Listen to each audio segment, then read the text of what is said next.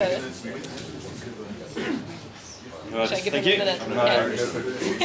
We're behind time. No. Morning, everyone. Thanks very much for sticking around to listen to my talk, which I hope is sort of going to feed into a bit of what Bruce was saying about sort of adaptive management and more just looking at changes that are happening in systems. So this is, I just wanted to tell you a bit about my master's research that I've been involved with in Malawi. And yeah, I've been looking at impacts around water points and elephant usage of water points, and also woody vegetation changes in this park in Malawi. So a bit of background to the project.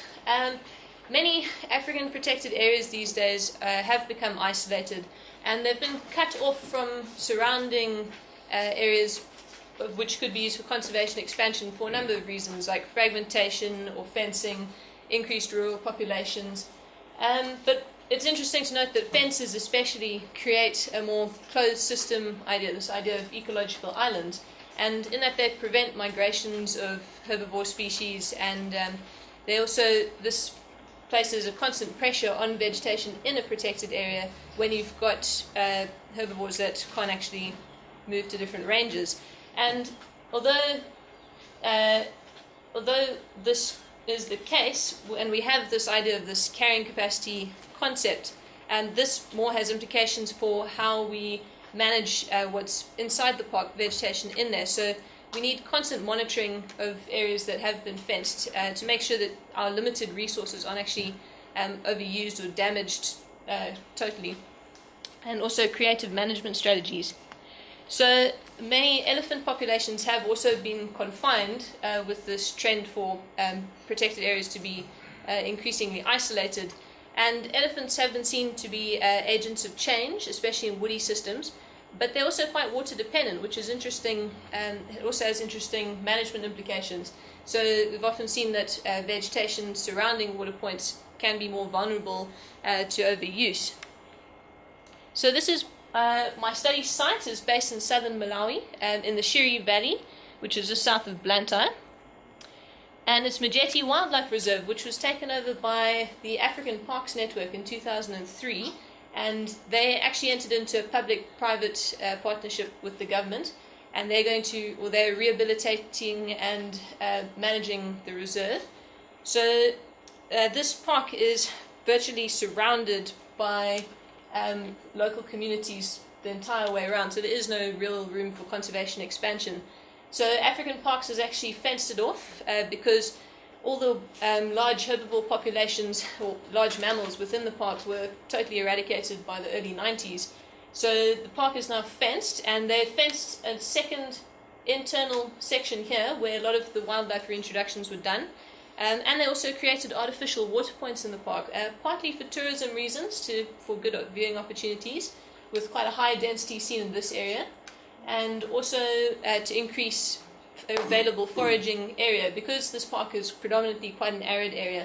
And these are the only two perennial rivers up in the top section here. These are just temporary rivers, but they're some of the main drainage lines. So some of the reintroduction efforts that were done, all the wildlife was imported from surrounding parks, and also from a few from neighboring countries.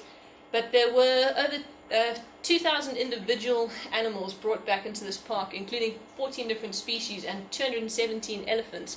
And this is a 70,000 hectare reserve, but it's quite mountainous, so only certain parts of the habitat are usable. So for my master's project, I've actually got two separate studies that I'm doing, but the overall goal is to provide useful information to the park to manage the elephant population and the impacts. So the first part of the project is looking at the woody cover change in Majete that's been seen between the 80s and 2010.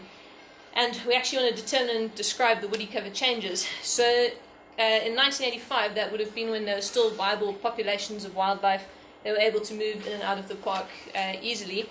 But again, by the 90s, nothing left. 2010, that's now 7 years after a lot of the reintroductions were done. And this will be a useful record for the park, because then they can see the impacts of the wildlife reintroductions, artificial water point creation, and fire management. And We're also going to identify the zones of woody cover change, especially any loss, and try and determine which factors could be associated with sort of a more open state or patch development. And we're using remote sensing for this. So these are the factors we want to test to see if they've had an impact in this increase of patchiness in the park. So the data that we've got available, we have maps for 4 different time series, and these maps were created using an unsupervised classification of the Landsat TM images, but we used a multi-temporal approach to this classification was used, which took multiple images for each time frame. And the vegetation was classed into 2 simple classes, which is based on the actual physical or physiognomic structure of the vegetation rather than the floristic structure. And so each pixel in an image would have been classified into either a woody or non-woody class. So the woody class would have been if that pixel had over 30% of canopy cover, which is quite a low cutoff, but it illustrates what we actually need to see. So we're going to compare the differences in woody cover between these different time frames and do statistical analyses of those pixels' values and their characteristics. So this is to give you an idea. The dark green is the woody cover, over 30% canopy cover, while the cream is under. And you can actually see the entire park outline because of all the communities based around the park. And so this is now more the natural state of the vegetation within the park. And you can see, so this is 2000. And when I had a quick look at the other images, they look very similar to this map in 2000. So I don't think we're going to see a lot of change up until here. And you can see sort of a bit of patchiness here. This is a more mountainous area here, and this is a valley system that runs through here, lower lying vegetation. But by 2000, no large herbivore populations left. Now, 2010, wildlife reintroductions, artificial water points, fire management. There's still a few wildfires that come through, but it's much more controlled than it would have been in 2000. And you can see a lot of opening up of the areas around this section here. So this is what we actually want to analyze with those factors I was explaining earlier. How much of it is, these pixels, are they associated with areas that have been burnt frequently? Are they associated with proximity to water points? A whole bunch of things like that. Then study 2, this is where I actually wanted to get a bit more focused on what was happening on the ground. So I decided to look at the areas around the water points because they could be a bit more vulnerable to overuse or just even high levels of use. So the objectives were to actually determine the elephant spatial and temporal patterns of usage of those points, like how often they were visiting them within a season, and see if there were any affecting factors. And then the other part was to determine the levels of browsing or the development of biospheres around these water points within the woody vegetation, and to see whether higher levels of browsing around water points, was it higher at those points that were visited more frequently by elephants, and all of this again to provide information for management. So study sites, the blue are the springs, the natural water points within the park, and then the red are the artificial water points that were developed. So my study sites were based in this area, so monitoring that little group and everything up here. And then along this major river, the Shiri, I had 3 water points that I would check up on, and also on the Mkurumaji, another 2 water points. It was quite a task getting to all of them.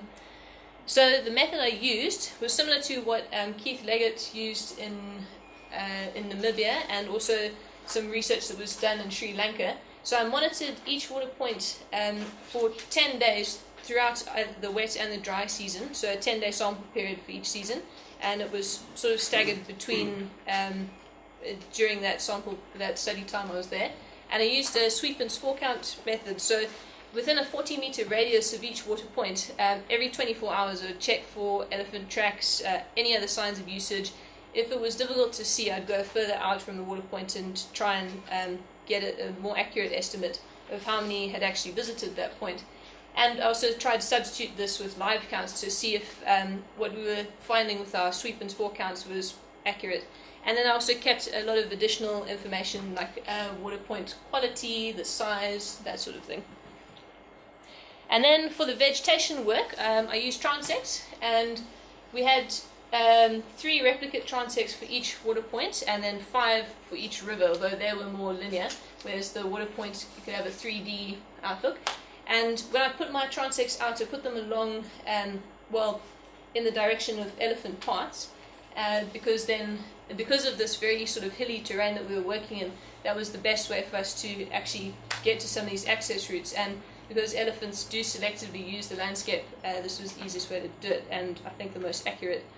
So we had different distance categories, and the transects consisted of plots at 500 meter intervals, and each plot was 20 by 20 meters. So I kept a whole array of records of each plot. So for each woody plant higher than 1 meter, we recorded the species, the height, a bunch of canopy measurements, and then also estimated the percentage of canopy removal from each of those individuals, and tried to determine whether it was elephant or other smaller herbivores. And the elephant browsing, we tried to age in old or new elephant browsing categories.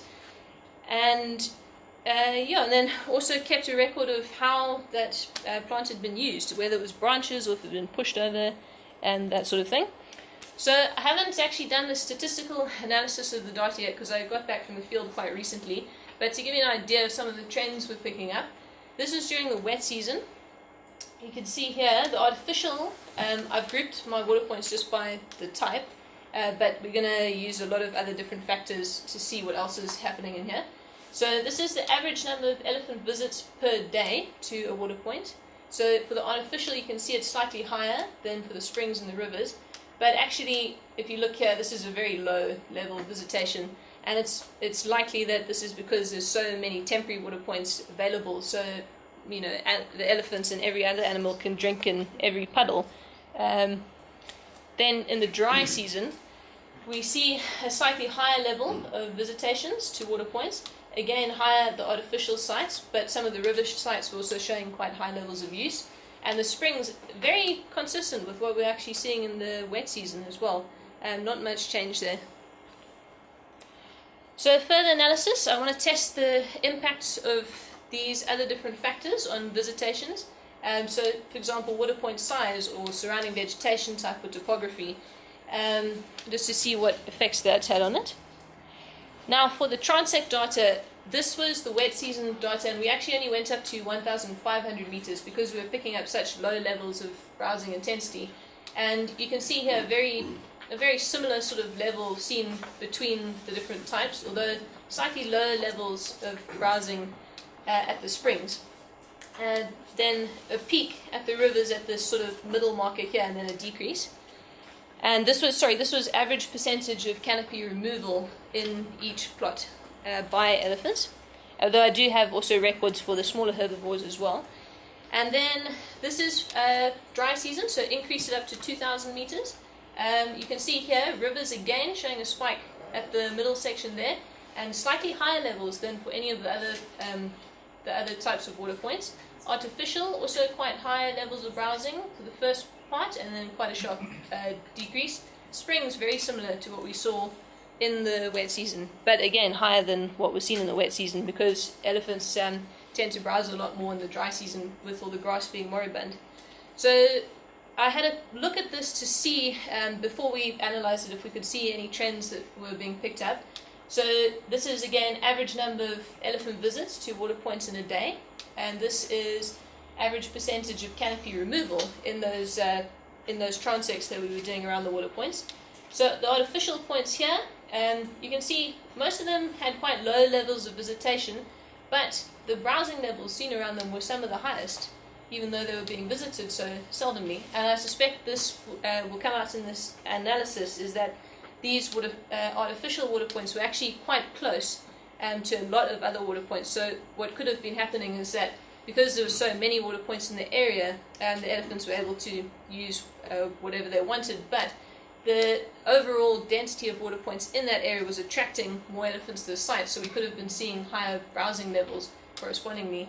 River sites, again, very high browsing levels but low visitations, and I think this may be because it was difficult to monitor the water points at the rivers with our method that we were using. And because it's such a long continuous system, so even if you choose monitoring sites, your elephants could be walking anywhere they wanted, so you might not pick that up. Then for the springs, actually correspondingly not high browsing, not high visitation, but used quite regularly though. So overall outputs, going to have a historical record of vegetation changes in the park, which is useful for management, and more specific information on what's happening at those water points and what impacts are being felt there.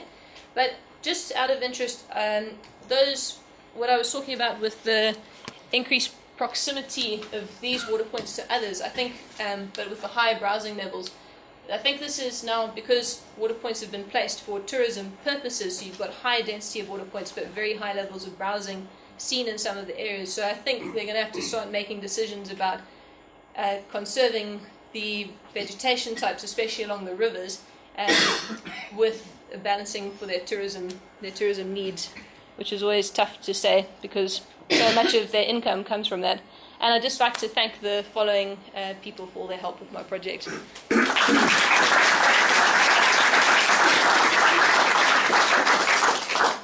Thanks, Jess. We've got time for about 3 minutes for questions. Sue? Did you record stripping? Yeah, I did. I took things like bark stripping, pushed over, coppicing, branches that had been pulled off, like tried to get every sort of measurement I could for the array. Yeah, Andy? Yeah, I still feel like I need to defend us legal people. But I'm not going to be able to do it now. To defend who? The question I have is, you've got